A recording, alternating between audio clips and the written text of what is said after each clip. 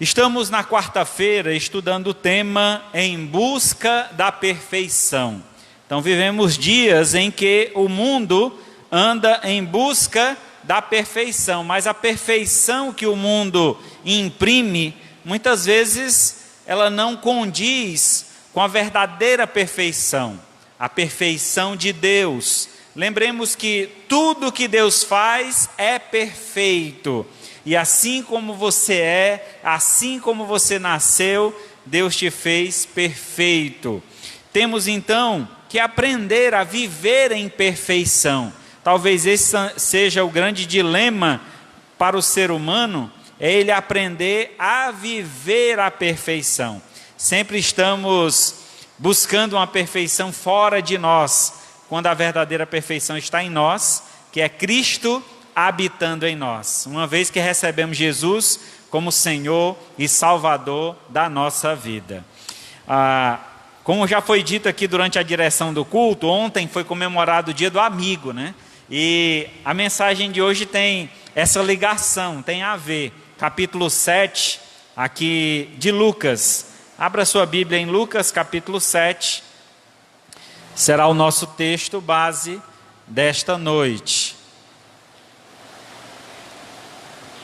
Lucas capítulo 7, a partir do verso 36. Tá bom? Fabrício, desliga para mim, por favor, aqui, tá? Muito bem. Amigo de verdade é como uma pedra preciosa. Deve ser avaliado. Depois deve ser cuidado e preservado. Então, obrigado, filho. Verdadeiras amizades ou verdadeiros amigos são preciosos, não temos muitos. A Bíblia diz que Jesus tinha 12 discípulos, dos 12 tinha 3 mais chegados, e dos 3 mais chegados tinha um que era como irmão, que era João. Então encontramos o próprio Cristo tendo essa separação, esse cuidado na escolha dos amigos, daqueles que estarão próximos de nós. Então, depois de ser avaliado, nós devemos então cuidar e preservar o amigo. Hoje iremos conhecer um amigo perfeito. Avaliando sua conduta, encontraremos o perfeito respeito que deve nortear a verdadeira amizade. Então, Lucas 7, do 36 ao 50 é o texto que nós vamos basear a mensagem de hoje. Lucas capítulo 7, versículo 36 ao 50. Diz assim a palavra de Deus: Convidou um dos fariseus para que fosse jantar com ele. Jesus, entretanto, entrando na casa do fariseu, tomou lugar à mesa, e eis que uma mulher da cidade, pecadora, sabendo que ele estava à mesa da casa do fariseu, levou um vaso de alabastro e com unguento, e estando por detrás dos seus pés, chorando, regava-os com as suas lágrimas, e os enxugava com os próprios cabelos, e beijava-lhe os pés e os ungia com unguento. Ao ver isso, o fariseu que o convidara disse consigo mesmo: se esse fora profeta, bem saberia quem e qual é esta mulher que lhe tocou, porque é pecadora. Dirigiu-se Jesus ao fariseu e lhe disse: Simão, uma coisa tenho a dizer-te. Ele então respondeu: dize, mestre. Certo credor tinha 2 devedores, um lhe devia 500 denários e o outro 50. Não tendo nenhum dos 2 com o que pagar, perdoou-lhes a ambos. Qual deles, portanto, o amaras mais? Respondeu então Simão: suponho que aquele a quem mais perdoou. E então replicou-lhe: julgaste bem. E voltando-se para a mulher, disse a Simão: vê esta mulher? Entrei em tua casa e não me deste água para os meus pés. Esta, porém, regou os meus pés com as suas lágrimas e lhe enxugou com os seus cabelos. Não me deste o ósculo santo, ou ósculo. Ela, entretanto, desde que entrei, não cessa de beijar os meus pés. Não me ungiste a cabeça com óleo, mas esta, com bálsamo, ungiu os meus pés. Por isso te digo, perdoado lhe são os seus muitos pecados, porque ela muito amou. Mas aquele a quem pouco se perdoa, pouco ama. Então disse à mulher: perdoados são os teus pecados. E os que estavam com ele à mesa começaram a dizer entre si: quem é este que até perdoa pecados? Mas Jesus disse à mulher: tua fé te salvou, vai em paz. Oremos ao Senhor. Maravilhoso Deus e Pai, louvado seja o teu nome, graças te damos, Senhor, por mais uma oportunidade de podermos juntos aqui em tua casa te louvar, engrandecer o teu santo nome. Abençoa, Senhor, cada irmão aqui presente. Te peço por aqueles que estão participando conosco através da live e aqueles que ainda irão assistir essa mensagem. Que o Senhor derrame da tua graça, do teu poder, do teu favor sobre nossas vidas. E que a cada dia possamos viver em uma união perfeita com o Senhor. Que esta amizade, que este companheirismo que o Senhor quer ter conosco, nós tenhamos a disponibilidade, o desejo maior em nossos corações a viver em união com o Senhor, viver unidos, fazendo a tua vontade. Pois é em nome do teu Filho amado Jesus que nós pedimos e agradecemos. Amém. Graças a Deus. Muito bem, meus amados, aqui no capítulo 7 de Lucas, encontramos Jesus, ele sendo avaliado.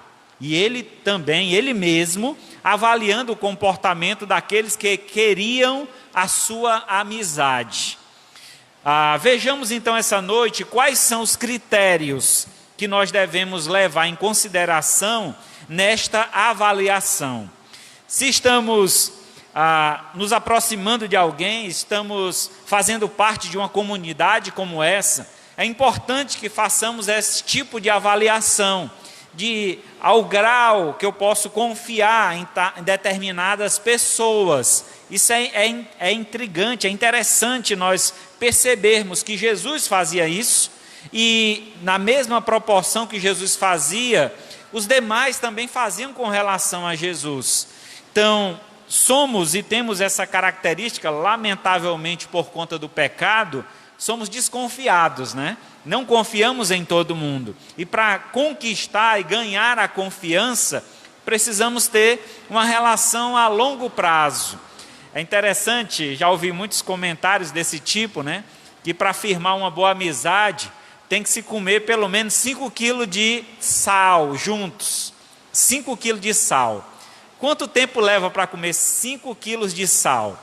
Então, certamente leva um bom tempo. Você compra 1 quilo de sal lá na sua feira e demora, às vezes, 2, 3 meses, aquele quilo de sal, né? Dependendo, se você consumir muito sal, lá em casa a gente é hipertenso, tem que usar pouco. Não faz bem o sal na alimentação. Mas, voltando aqui ao contexto, no capítulo 7, então, encontramos esse tipo de avaliação. Jesus está sendo avaliado, automaticamente ele também avalia aqueles que querem se aproximar dele. E nos ajuda a compreender qual deve ser o critério dessa avaliação para uma boa amizade, certo? Então vamos lá. Primeiro critério, o amigo perfeito, ele se destaca por sua confiança plena. Tanto você confia nele, quanto ele confia em você.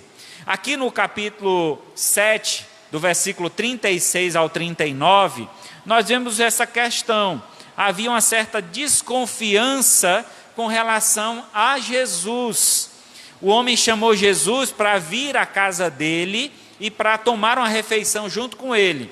Aquilo era um momento de confraternização, de aproximação. O intuito do fariseu era experimentar Jesus. Quero ver quem é esse Jesus, quem é esse mestre. Então estava sendo ali ele avaliado com relação à confiança. Até que ponto eu posso confiar nesse Jesus? Vamos ler novamente o texto e aí a gente afina mais aí o conhecimento. Versos 36 ao 39. Convidou um dos fariseus para que fosse jantar com ele.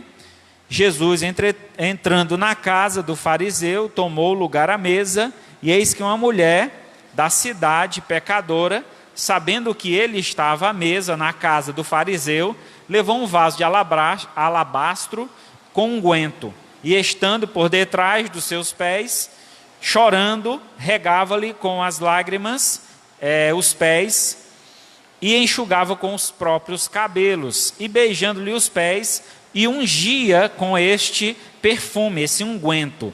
Ao ver isso, o fariseu que convidara, disse consigo mesmo: se este fora profeta, bem saberia quem e qual é a mulher que tocou, porque é pecadora.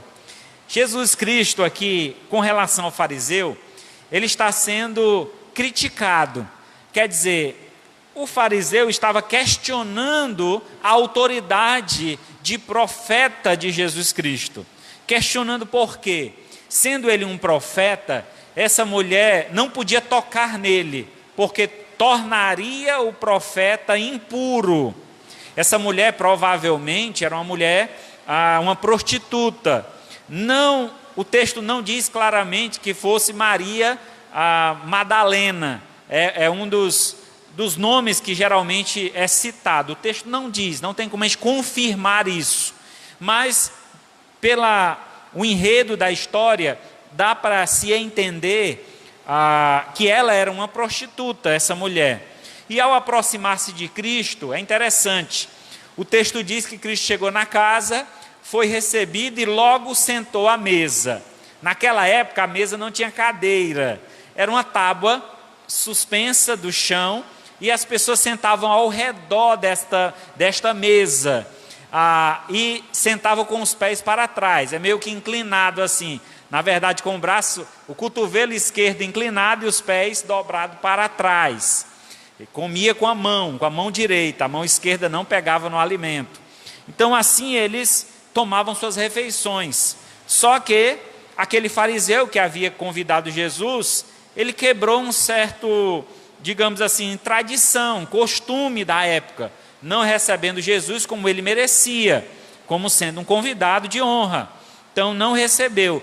Pelo contrário, esta mulher, é interessante isso, os fariseus convidavam alguém para vir à sua casa fazer uma refeição, e quando era alguém importante, as portas e janelas da casa ficavam abertas para que os vizinhos pudessem ver que ele estava recebendo alguém importante na sua casa. Então, muitas vezes os vizinhos ficavam à janela olhando, alguns na porta, outros que fossem mais invasivos, entravam na casa mesmo sem convite, que foi o caso dessa mulher. Invadiu a casa e logo que viu Jesus, se debruçou sobre os seus pés e passou ali a fazer um tratamento em Jesus, um tratamento de honra, mesmo ela sendo uma mulher impura, pecadora, que não devia tomar aquela atitude, mas a atitude dela foi uma atitude louvável por Jesus Cristo. E aqui encontramos então uma confiança. O fariseu não teve confiança em Jesus Cristo, não deu a ele a confiança devida, não exerceu o trato que deveria ser dado a Jesus Cristo, e pelo contrário, aquela mulher que não era a dona da casa, que era uma mulher impura, que era uma mulher da vida, ela ofereceu a Cristo maior honra do que aquele homem, o dono da casa. E aqui mostra então uma situação de confiança. A confiança aqui por parte de Jesus Cristo com relação àquela mulher. Ele poderia ter pedido para a mulher se afastar. Ei, saia daqui, se afaste. Poderia ter cobrido os pés com o seu manto, com a sua roupa.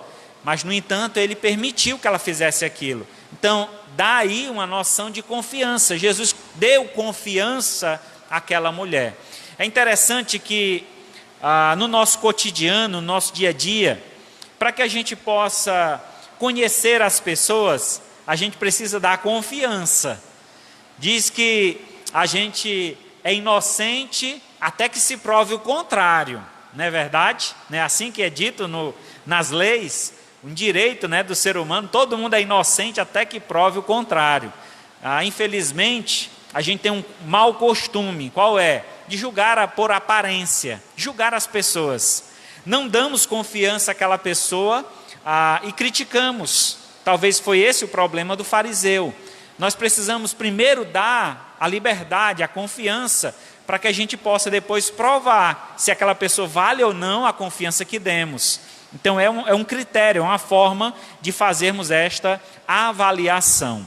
Ainda no capítulo 7, encontramos um outro momento, uma outra história, onde é relatado também esse papel de confiança na amizade.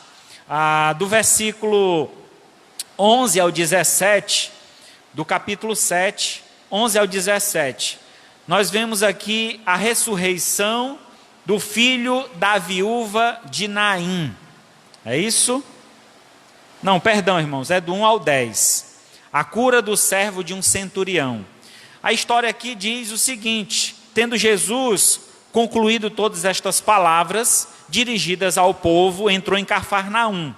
E um servo de um centurião, a quem este muito estimava, estando doente, quase à morte, tendo ouvido falar a respeito de Jesus, enviou-lhe alguns dos anciãos dos judeus, pedindo-lhe que viesse curar o seu servo. Este, chegando-se a Jesus, com instância, lhe suplicaram, dizendo: este é digno que lhe faça isso, porque é amigo do nosso povo, e ele mesmo nos edificou a sinagoga. Então Jesus foi com ele, e já perto da casa do centurião, ele enviou então outros amigos para que ele dissesse: Senhor, não te incomodes, porque eu não sou digno de que entres em minha casa. Por isso eu mesmo não me julgo digno de ir ter contigo, porém manda uma palavra e o meu rapaz será curado, porque também eu sou homem sujeito à autoridade, tendo soldados às minhas ordens. E digo isto: vai e ele vai, e a outro vem e ele vem, e ao meu servo faz isso e ele faz. Ouvidas estas palavras, admirou-se Jesus dele, e voltando-se para o povo que o acompanhava, disse: afirmo-vos que nem mesmo em Israel achei fé como esta. Voltando para casa, os que foram enviados encontraram curado o servo. Vamos lá. Nessa história encontramos então um centurião, um soldado romano, que era responsável é um comandante, né? Que é responsável por um grupo de 100 pessoas. 100 soldados estava à sua disposição. Então aquele homem era um homem de confiança dos romanos, mas também era um homem de confiança dos fariseus, ou dos judeus. Ele mesmo havia se convertido ao judaísmo e havia construído a sinagoga. A sinagoga era o lugar onde eles se reuniam para estudar a Escritura, para orar. E então este homem era respeitado, era um homem de confiança. E ele então envia pessoas de confiança para falar com Jesus. E resumidamente, o que Jesus destaca aqui, a fé que aquele homem tinha, tanto na palavra do Senhor, quanto também nos amigos que tinha. Eu pergunto, irmão, será que nós temos amigos que podemos confiar desta forma? De pedir um amigo para interceder por nós e ele faça essa intercessão? Então é muito bom saber que temos irmãos em Cristo, pessoas que pedimos orações e eles oram por nós, e muitas vezes mesmo sem pedir, eles nos intercedem por nós em oração. Eu louvo a Deus por isso.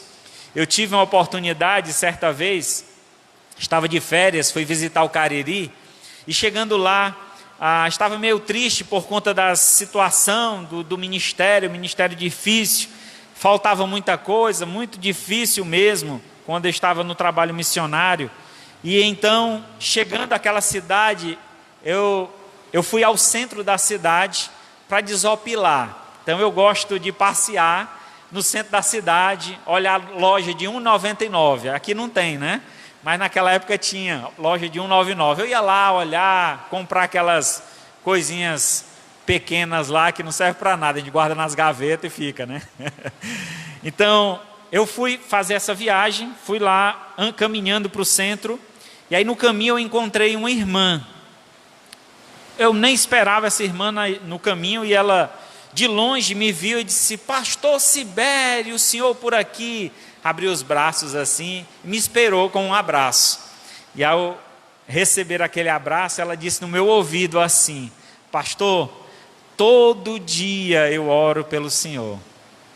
Irmãos, naquele dia meu coração se quebrantou diante daquelas palavras, porque eu vinha justamente conversando com Deus no caminho e dizendo: Senhor, por que o ministério é tão difícil? Por que a gente sempre está só? Nunca tem ninguém para nos ajudar. Eu conversando com Deus em oração. E aí Deus me deu uma resposta naquele dia, né? Que nós nunca estamos só. Aquela mulher ora por mim todos os dias, eu creio que até hoje. Isso já se passaram pelo menos uns 8 anos. E é uma serva de Deus que tem esse compromisso de orar pelos servos do Senhor. Isso é confiança. Jesus conta essa história, relata um fato de um homem de confiança que tinha amigos de confiança. E assim também ele quer ter essa confiança conosco. Imagine, irmãos, o tamanho do ministério que Deus colocou em nossas mãos, de anunciar a palavra de salvação aos perdidos.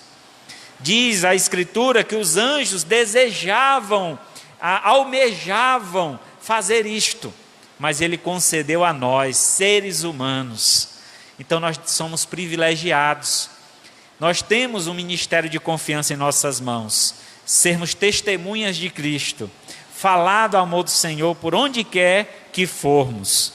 Provérbios 27:9 diz: com o óleo e o perfume alegram o coração, assim o amigo encontra doçura no conselho cordial. Então é bom ter amigos que nos aconselham. Sempre é bom ouvir bons conselhos. É como óleo, é como um bom perfume que alegra o coração, como é dito aqui em Provérbios. Mas em segundo lugar, o amigo perfeito, ele se destaca pelo seu amor incondicional. Então, o verdadeiro amigo, ele não está com você, não deve estar com você por interesses. O verdadeiro amigo, ele te ama de verdade. Você tendo ou não tendo o que você tem. Ele não está pelo que você tem, mas pelo que você é. E esse é o tipo de amigo que Jesus procura. São esse tipo de pessoas que Jesus procura para ter um relacionamento, para ter uma boa amizade. Pessoas que o buscam não pelo que ele tem a oferecer, porque muitos estão à procura das bênçãos de Deus, mas os verdadeiros amigos estão à procura do abençoador e não das bênçãos. É estar junto com o Senhor, é ter a vida contínua junto dele. Do verso 40 ao 43, aqui do capítulo 7, nós encontramos então o relato, né, da mulher, do momento então que ela serviu a Jesus Cristo. E aí Jesus Cristo no verso 40, ele vai falar justamente de como ele gostaria de ser recebido pelo fariseu e não foi. Tudo que estava ordenado ou que estava dentro de um critério, de um padrão, ele não recebeu. Verso 40 diz assim: dirigiu-se Jesus ao fariseu e lhe disse: Simão, uma coisa eu tenho para te dizer. Ele respondeu: dize, mestre. Certo credor, tinham 2 devedores, e um deles lhe devia 500 denários, e o outro 50. Não tendo nenhum dos 2 com que pagar, perdoou-lhe ambos. Amaras mais? Respondeu então Simão: suponho que aquele a quem mais perdoou. E então replicou-lhe: julgaste bem. Então Jesus ele faz um questionamento, ele usa aqui uma parábola, uma ideia, né, de alguém que estava devendo, 2 pessoas que deviam a alguém, e essa pessoa perdoou ambos porque não tinham com o que pagar. E vocês já pararam para imaginar, irmãos, o tamanho da nossa dívida para com Deus? Nós tínhamos uma dívida para com Deus, que é o nosso pecado. Pecamos, e o pecado que cometemos foi contra um Deus puro, santo e eterno. Então o nosso pecado ele tinha uma proporção de condenação eterna. Mas Deus, sendo rico em misericórdia, por causa do grande amor com que nos amou, enviou o seu Filho a este mundo, para quê? Para nos perdoar, para nos salvar. Então, Deus demonstra o seu amor para conosco, pelo fato de ter Cristo morrido por nós, sendo nós ainda pecadores. Não é nada de bom que Ele viu em nós, para que então pudesse nos amar.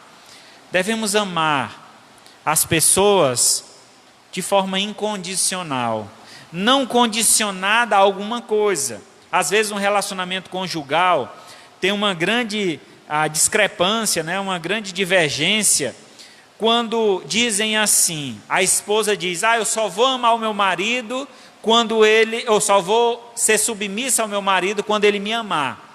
Então essa condição ela é injusta, não é assim que a Bíblia ensina. A justiça de Deus ela é perfeita, e ela diz o seguinte, que o marido deve amar a sua esposa como Cristo amou a igreja, e a esposa deve ser submissa ao marido, assim como Cristo é submissa ao Pai, ou como a igreja é submissa a Cristo. Então essa é a comparação, essa é a justa comparação. E às vezes nós queremos fazer comparações ilegítimas diante da nossa vida humana. Aqui Jesus alerta aquele homem. Ao fariseu ele acende uma luz. Veja bem, como devemos amar? Quem são os verdadeiros amigos? Aqueles que estão prontos a nos amar, mesmo quando nós somos pecadores, mesmo quando falhamos, mesmo quando não fazemos aquilo que o amigo deseja ou quer, ainda assim continuamos a amar. O amor deve ser uma escolha, uma decisão. Eu escolho amar. Jesus escolheu nos amar, por isso deu a vida por nós. Em Provérbios 17:17 diz, em todo tempo ama o amigo, e na angústia se faz irmão. Devemos amar os amigos em todo o tempo. Lembra, irmãos, quando fiz minha decisão ao lado de Cristo, a primeira pessoa que eu procurei, depois da minha mãe, é claro, foi o meu amigo, pessoa que esteve comigo desde a minha infância, um amigo de infância. Eu procurei ele, preguei a palavra para ele, pelo menos da forma como eu entendi, que eu aprendi, naquele pouco tempo, 2 semanas ali que eu estava servindo ao Senhor, procurei essa pessoa e falei de Cristo para ela. Eu disse o quanto ele precisava de Cristo, o quanto Cristo ele veio me completar, ele veio me amar de tal maneira que era incomparável. E ele olhou para mim e disse, esse teu Cristo é bom demais para mim, não dá para mim não. E aí saiu de perto de mim. Então foi a escolha dele. Ele preferiu amar o mundo.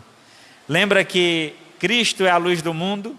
A luz veio ao mundo e os homens amaram mais as trevas do que a luz. Essa é uma escolha que as pessoas fazem diariamente. Mas nós, que temos o amor de Cristo reinando em nosso coração, escolhemos amar as pessoas. Amemos as pessoas de forma incondicional. Terceiro e último lugar, um amigo perfeito se destaca por um perdão voluntário. E aí do versículo 44 do capítulo 7, aí sim, agora sim é o momento em que ele demonstra o que a mulher fez e o fariseu não fez por ele, por Jesus Cristo.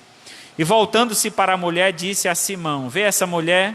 Entrei em tua casa e não me deste água para lavar os pés. Esta, porém, regou os pés com as lágrimas e enxugou com os cabelos. Não me deste o ósculo. Ela, entretanto, desde que entrei, não cessa de me beijar os pés. Não me ungiste a cabeça com óleo, mas esta com bálsamo me ungiu os pés. Por isso te digo, perdoados lhes são seus muitos pecados. É interessante essa expressão, perdoados são seus muitos pecados, porque o fariseu fazia uma acepção. Ele não amava aquela mulher, porque ele tinha aquela mulher como uma pecadora que não merecia o amor de Deus. E lamentavelmente o religioso não entende isso.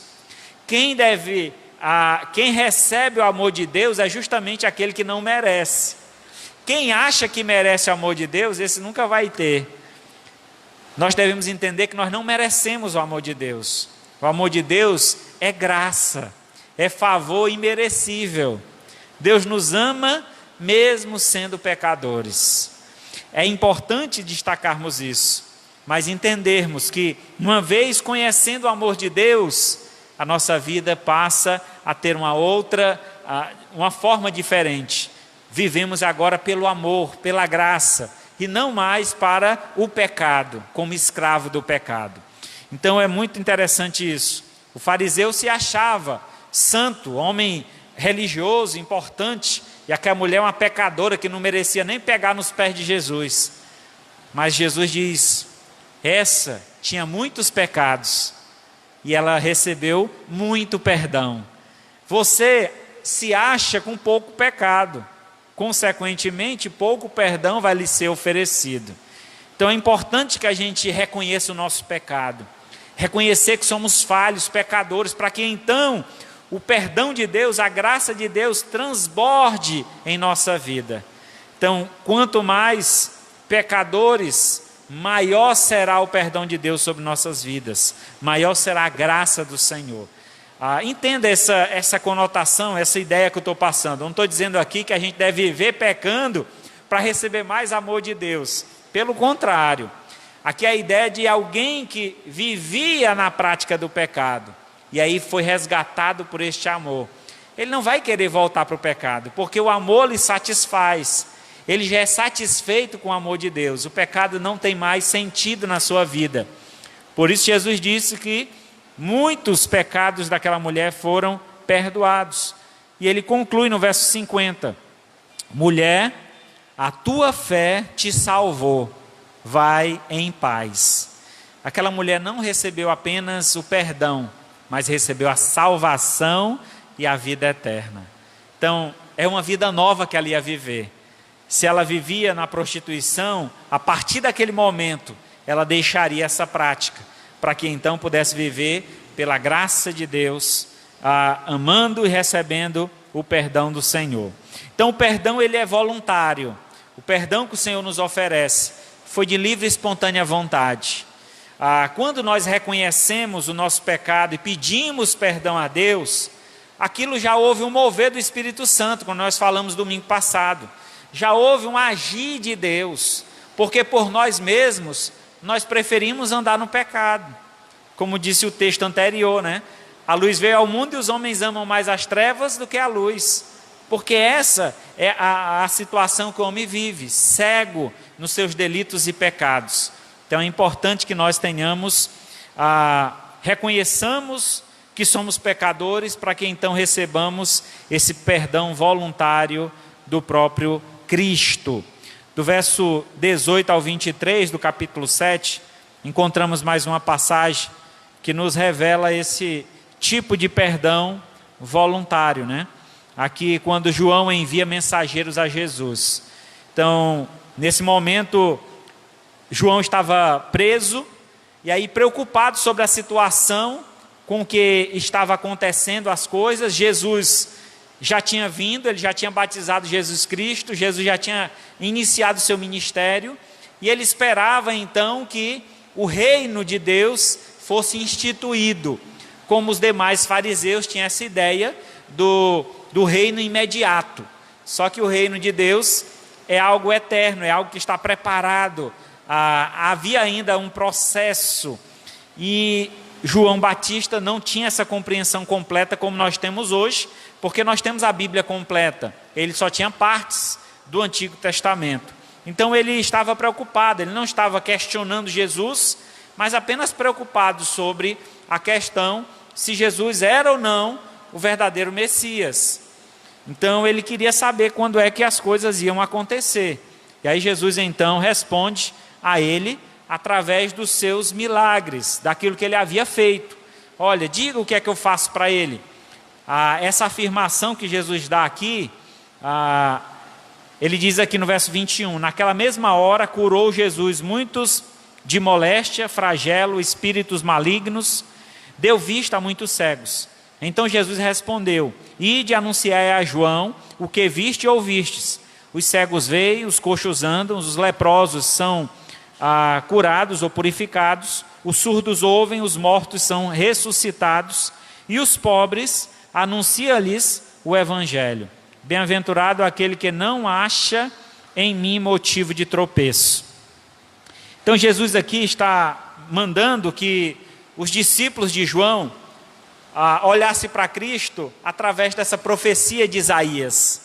Isaías havia profetizado sobre o Messias e sobre o que ele iria fazer. Então essas curas eram a resposta a uma profecia lá em Isaías. E aí a resposta final de Jesus, quando ele diz que bem-aventurado, são aqueles que não acham em mim motivo de tropeço. Então era uma confirmação. Olha, fica tranquilo, diz para João Batista que sou eu mesmo. É esse que Deus enviou, sou eu, o Messias prometido de Deus.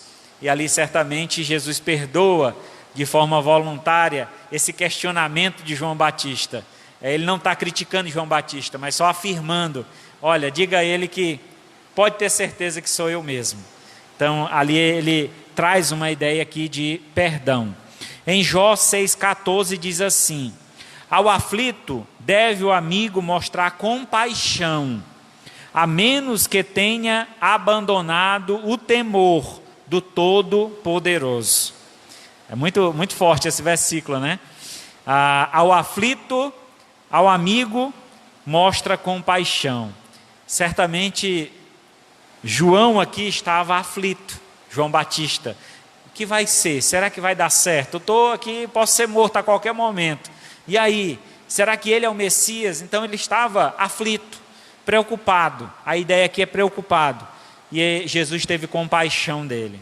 Diferentemente dos amigos de Jó. Aqui o texto em Jó 6,14. Os amigos estavam questionando, Jó, o que foi que tu fez, Jó? Confessa teu pecado, Jó. Como é que tu está sofrendo tudo isso? Só pode ser castigo de Deus. Os amigos não tiveram compaixão de Jó. Então, existe amigo perfeito. Este amigo é aquele que está sempre conosco. É aquele que confia em nós. É aquele que demonstra o seu amor. É aquele que está sempre pronto a perdoar. Esse é o verdadeiro amigo. Então não perca seu tempo. Diante desta avaliação que nós fizemos hoje, podemos claramente ver que tipo de amigo devemos ter sempre ao nosso lado. Então o nosso perfeito amigo é Jesus. E a sua amizade vale a pena. Lá em João 15, verso 12 a 15, diz assim, o meu mandamento é este, que vós ameis uns aos outros, assim como eu vos amei. Ninguém tem maior amor do que este, de dar a alguém a própria vida, em favor dos seus amigos. Vós sois meus amigos, se fizerdes o que eu vos mando. Já não vos chamo de servo, porque o servo não sabe o que faz o seu senhor, mas tenho-vos chamado amigos, porque tudo quanto ouvi de meu Pai, vos tenho dado a conhecer. Veja a grande confiança de Jesus. Ele trouxe um conhecimento eterno e colocou em nossas mãos. Nós temos esse conhecimento, a Bíblia Sagrada está em nossas mãos, que nós possamos ser detentores desta palavra, mas também propagadores dela. Não tenhamos apenas retida em nós, não sejamos apenas uma cisterna cheia da graça de Deus, mas sejamos uma fonte a jorrar para a vida eterna. Amém? Louvado seja Deus por isso, que Deus nos abençoe, que sejamos verdadeiramente amigos de Deus, amigos de Jesus, fazendo sempre a sua vontade. Maravilhoso Deus, amado Pai, muito obrigado, Senhor, por esta palavra. Nos ajuda, Senhor, a cada dia a viver em obediência, em consonância com esta palavra, servindo e seguindo cabalmente aquilo que o Senhor tem nos ensinado. Essas verdades reveladas façam sentido, morada e prática em nossa vida. Pai querido, venha abençoar o teu povo aqui reunido. Te peço por aqueles que estão nos seus lares, nos assistindo, que o Senhor derrame da tua graça, do teu favor também a cada um deles. E nos dá, Senhor, a cada dia mais alegria de estar na tua companhia, de sermos teus amigos, que possamos confiar verdadeiramente no Senhor, que os nossos anseios, as nossas aflições sejam colocadas diante do teu altar e que nós confiemos pura e claramente que o Senhor há de nos contemplar, respondendo às nossas orações, concedendo ao Pai livramento sobre cada uma de nossas provações. Pai querido, eu te agradeço e peço por tudo, em nome do teu Filho amado Jesus, que vive e reina para todos sempre. Amém. Graças a Deus. Que a graça do Senhor Jesus, o amor de Deus nosso Pai, a comunhão e a consolação do Espírito Santo seja com todos nós, o povo de Deus, hoje e para todos sempre. Amém.